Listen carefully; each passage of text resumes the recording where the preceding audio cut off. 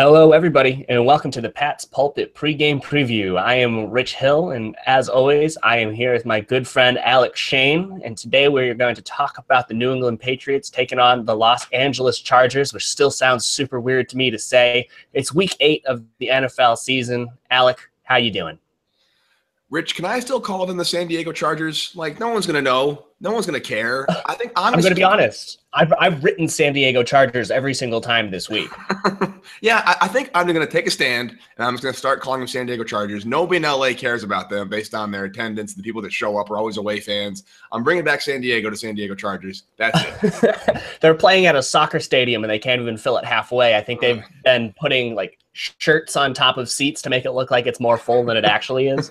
Like cardboard cutouts? Yeah, just mannequins just with their arms up in the stadium. But yeah, I mean, it's kind of how this year has been going overall. And if you want to start, we can go by looking around the league right now with the games on the schedule. We already saw the Miami Dolphins get absolutely trounced by the Baltimore Ravens 40-0 on Thursday.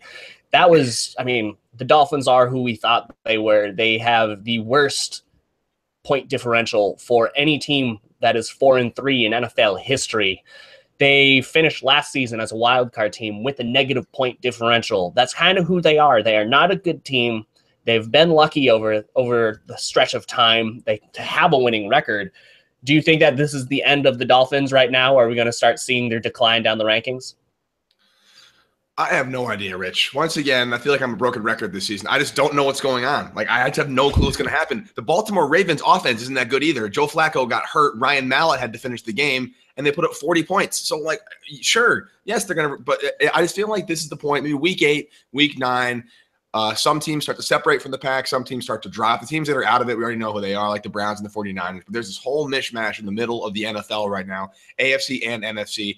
And probably weeks 8 through 11 or 12, we really start to see the good teams start to separate themselves and the bad teams start to drop. I agree with you. The Dolphins are a bad team. So if that goes correctly, the Dolphins should start to drop down. I don't really see them doing much. However, the game I'm watching today, besides the Patriots-Chargers, obviously, is the 1 o'clock game between the Raiders and the Bills.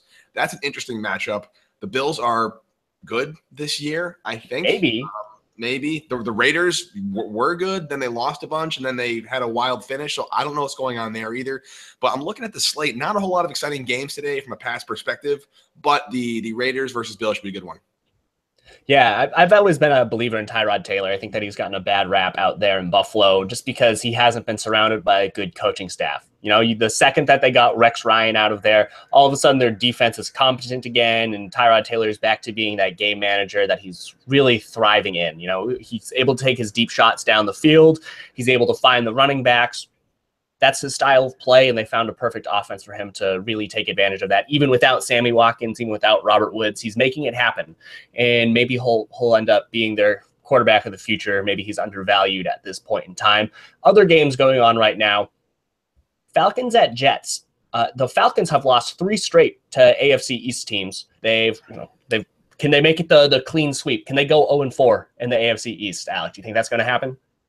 If the New York Jets beat the Atlanta Falcons today, everything I've ever known about football is just wrong. There's just no way you could have sat here and told me in April, May, June, July, whatever, that in week 9 when the Falcons go to the Jets would be even in the conversation of winning this game.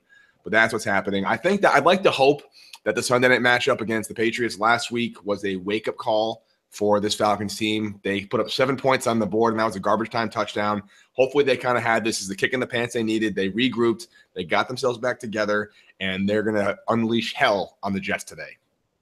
Yeah, and to be honest, though, the Jets played the Patriots far more competitively than the Falcons did. So maybe they'll match up, or we could just see the regular old Jets that we know and love. And they always play up to the Patriots. They're kind of like the reverse Steelers, where the Steelers are always like, yeah, they'll go toe-to-toe with the really good teams, then they'll go on the road and lose to the Chicago freaking Bears. And, you know, and Jets are the opposite. They'll lose the games that they're supposed to lose, but when it comes time to the Patriots, they'll all of a sudden rise to the occasion.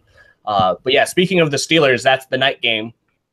5-2 Pittsburgh Steelers against the 3-3 Detroit Lions. The Patriots, of course, will be rooting for the Lions to win as much as they were rooting for the other teams in the AFC East to lose. They would like to see the Steelers fall down the rankings, kind of help the Patriots bolster themselves in a handlehold on a first-round bye.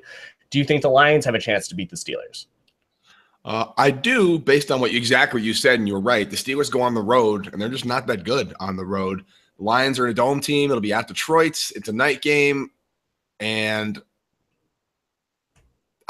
Rich, I'm sorry, man. I just don't know what's going on anymore. I don't get it. I'm sitting here trying to analyze the NFL, and I'm watching these guys that do it for a living, and they're just so wrong.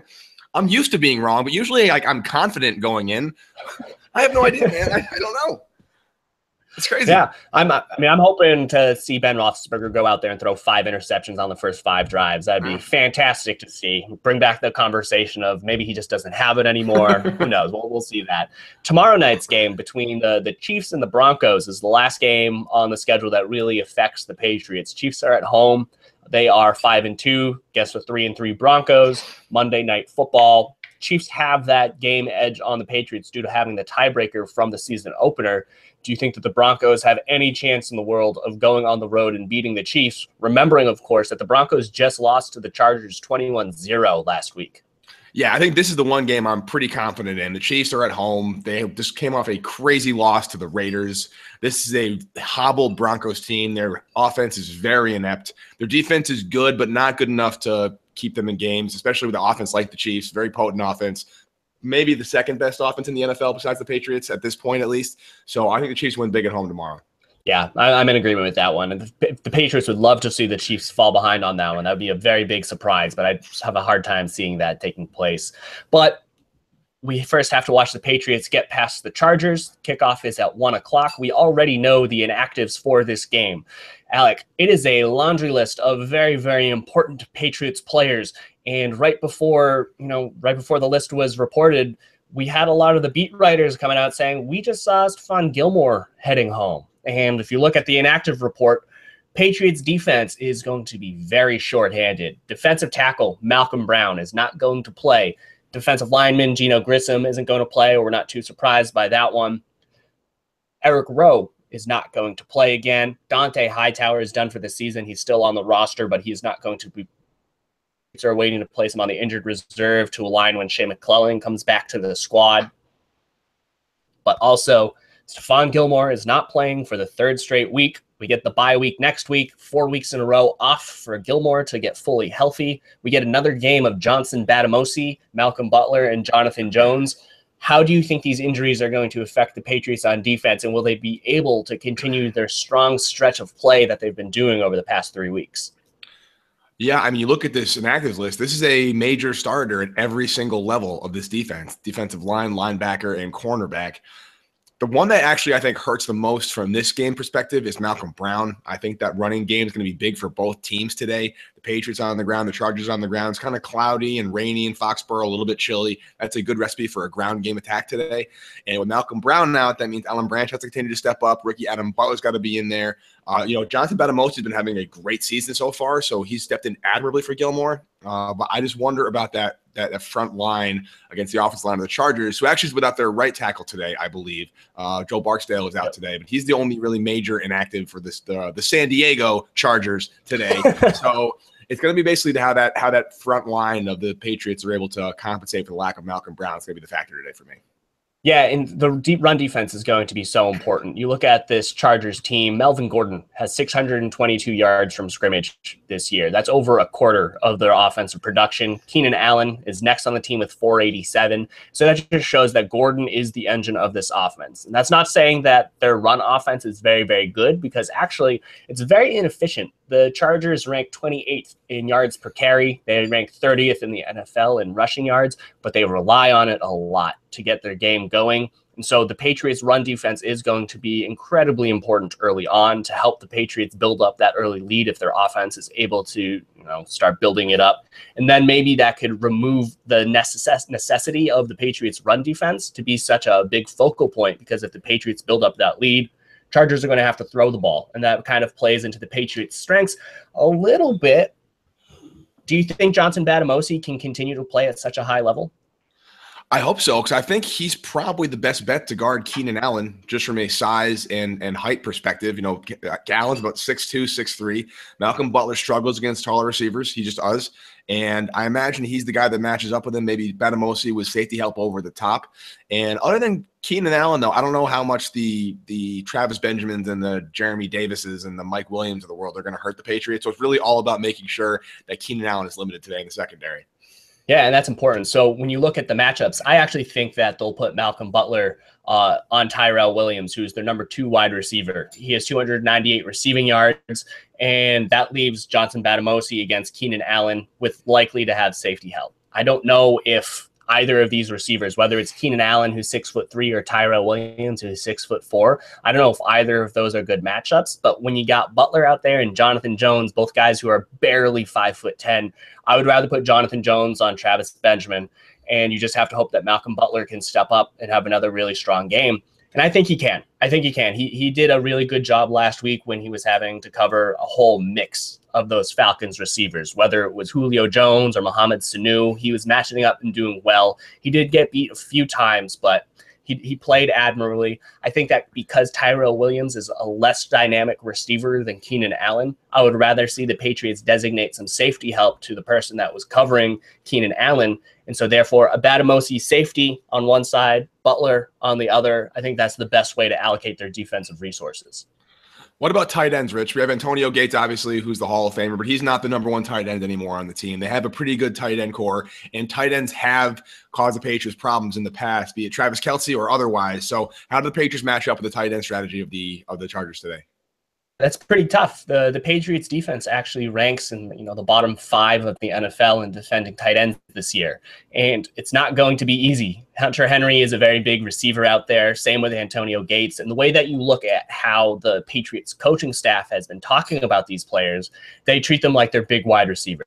They're not treating them as if they're Rob Gronkowski's out there that are capable of blocking. And so I'm looking for the Patriots, and this could be very risky early on because they're going to be so weak up front. I can see them relying a lot on their dime defense again, just like they did against the Falcons, using a lot of their nickels and dimes, bringing out a lot of extra safeties out there. Is likely to get the call to cover Hunter Henry, who should be their starting tight end. And when they have 2 tight ends on the field, I wouldn't be surprised to see Devin McCourty climb up into the box and cover Antonio Gates. That leaves Daron Harmon as the deep guy over the top. But last week, I made the bold prediction that Jordan Richards would be the X factor. I think he only played like 6 snaps. So I was a little bit wrong on that front. So I'm not going to make that same claim. But the Patriots could play a lot of 5 or 6 defensive backs, play a lot of man coverage that way. But Patriots are going to have their hands full, especially because they don't have depth. And think about what I was just saying out there. The ideal Patriots defense, you have 6 players, the other defensive backs on the roster, if any of them are hurt. You got Jordan Richards and Nate Ebner.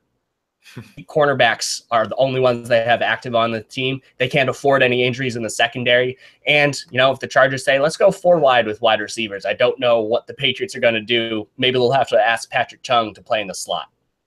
I'm just not sure. There's just a numbers game at play here that the Patriots might not be able to counter as well as they might be able to at the earlier point in the season. Yeah, no, sad but true. Even Julian Edelman is not available to play defensive back if necessary. So even like their backups are hurt this year. It's crazy. However, you say dime defense going much more defensive backs to match up against the tight ends and receivers. But we also talked about the running game, how the running game is going to be an important factor for both teams today. So how do you, if you're the Patriots, use that dime offense and then or the dime defense, and still make sure you stop the run? Yeah, I mean, if they have 6 defensive backs, there's only 5 other players that you can have on the field. All of them are going to be up front. They like to run their bear defense. They could also play a lot of their safeties at linebacker, which is something that they've been doing more and more. Whether it's Jordan Richards or Patrick Chung, Devin McCourty, all of them have small amounts of experience playing playing linebacker at various points this year. So if I'm the Patriots, you do a 4-man front. You have your Alan Branch and Lawrence Guy in the middle of all of it. You have your Adam Butler and Trey Flowers on the edge. You can rotate Dietrich Wise into there. Cassius Marsh can rotate into there as well. But at linebacker, you get Kyle Van Noy play on the edge if need be. But you have those 4 guys up front that are a little bit heavier.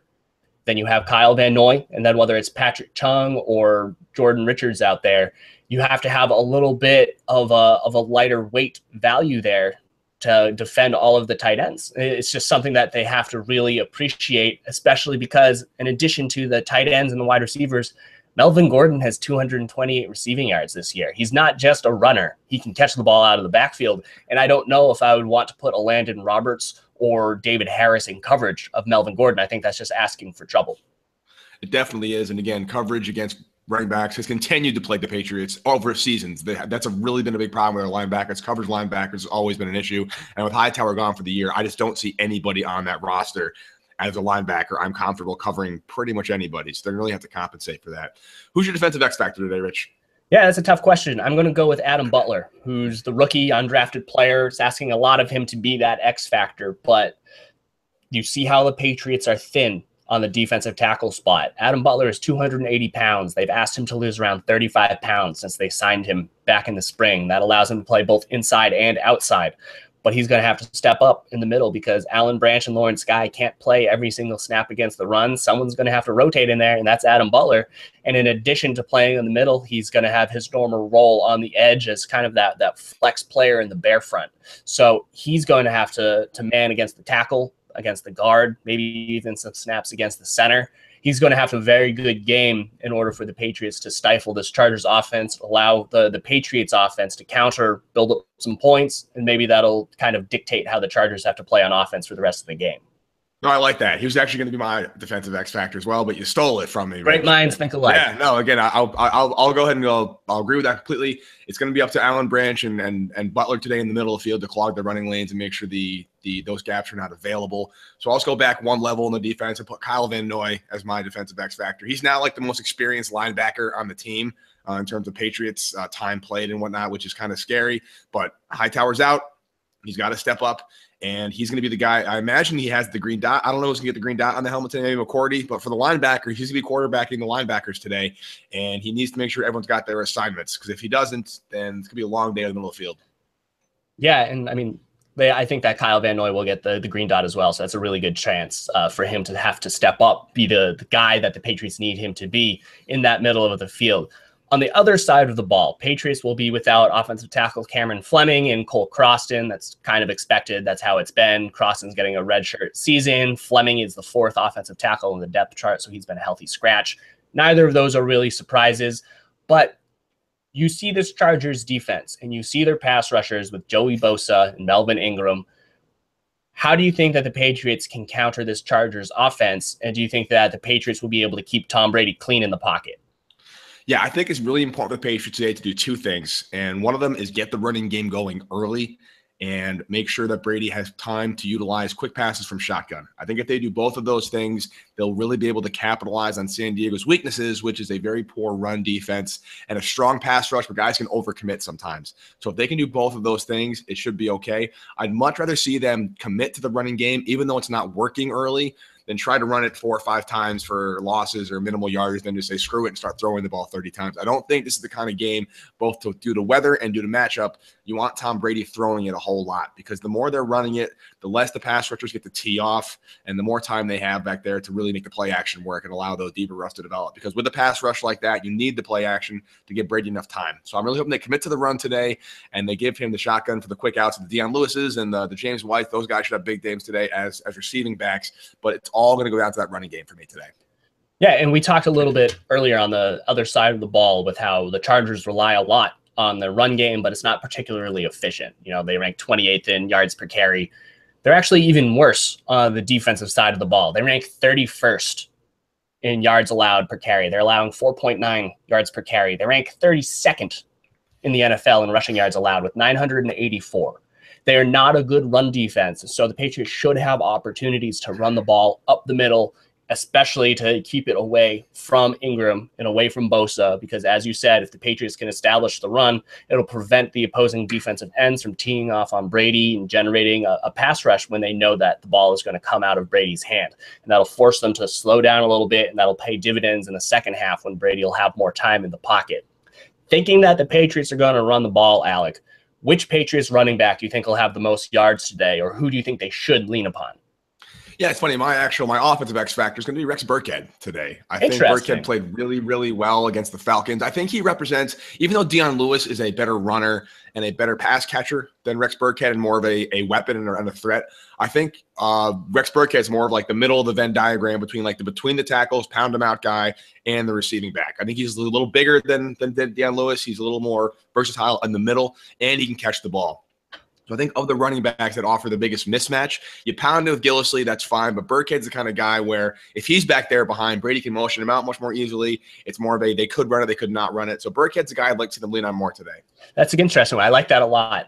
When I look at this Chargers defense, their interior line is not very good. Brandon Mebane, Corey Legit, they haven't been very good at stopping the run up the middle, and they've been very weak at linebacker, actually. They've been dealing with a lot of injuries there. So Davis Brown, they just haven't been solid.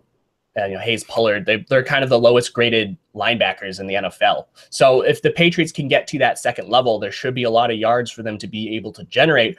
So that's why I like the Rex Burkhead touch on right there, because he has that power to run up the middle, keep it away from Bosa and Ingram, but he also offers the receiving ability. I think that's something that will be important for the Patriots to plan on or try to get involved, because that is another way to kind of force the pass rushers to step back a little bit, maybe defend in the flat, and that gives Brady more time out there. So I could see the Patriots asking their running backs to run into the flat a lot and force Bosa or Ingram to drop into coverage, give Brady a place to step up in the pocket, and also give him some more time there.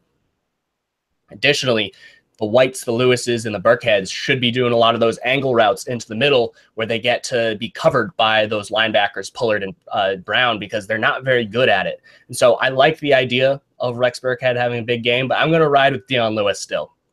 Dion Lewis has been the star running back for the past few weeks. He's seen his playing time increase in each of the past 4 games, and we've also seen a corresponding decline in playing time for James White as Dion Lewis has been seeing more time on the field. And so Dion Lewis, in my book, is going to continue to do that, because the Chargers, while they aren't the best at stopping the run, they're bigger. They are bigger guys. Ingram and Joey Bosa, they're all both like 270 plus pounds. You add Legit in the middle as well as Mebane. They're like 315, 320. They're a big defensive line. And because of that size, I don't know if it makes a lot of sense early on, maybe later on. But early on, I don't think it makes sense to run with their Patriots 225 plus pound running backs up the middle right into their arms. I think you need a little bit of that shiftiness with Dion Lewis early. Maybe he can bust out a few runs. That'll soften up the defense a little bit, and that could open up a play for Rex Burkhead or Mike Gillislee later on in the second half. And so maybe Dion Lewis won't finish the day with the most yards. Maybe Rex Burkhead will break out, have a big catch. Maybe Mike Gillislee will finally bust through with that big run that we've all been expecting. But Dion Lewis is my pick to soften up that Chargers defense early and often. And I think that should be enough to allow him to finish the game with the most yards out of the backfield.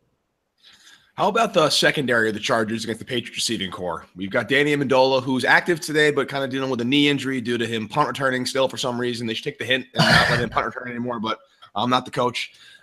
Chris Hogan is having a good game. He's a little banged up, but he should be okay. Rob Gronkowski's out there. You're the Chargers secondary. I don't really see a whole lot of talent back there other than the obvious names. So what do you do if you're the Chargers secondary against this Patriots receiving core? Yeah, so if you're the Patriots and you're seeing the Chargers out there, there's one player that you definitely have to take note of. It's Casey Hayward. He was second-team All-Pro last year. Everyone else is a little bit more of the to-be determined. They have Jaleel Addae at strong safety. He is known for being a big hitter, but he also misses a lot of tackles. So that's something that the Patriots should take advantage of. You should look for Rob Gronkowski to be productive against him in coverage. At free safety, they have Trey Boston. He has 2 passes defended. He has an interception. He's rangy, but he's not a Devin McCourty. He's no Earl Thomas. He is fine. He's not someone that you need to be afraid of. He's just something that you have to note is back there.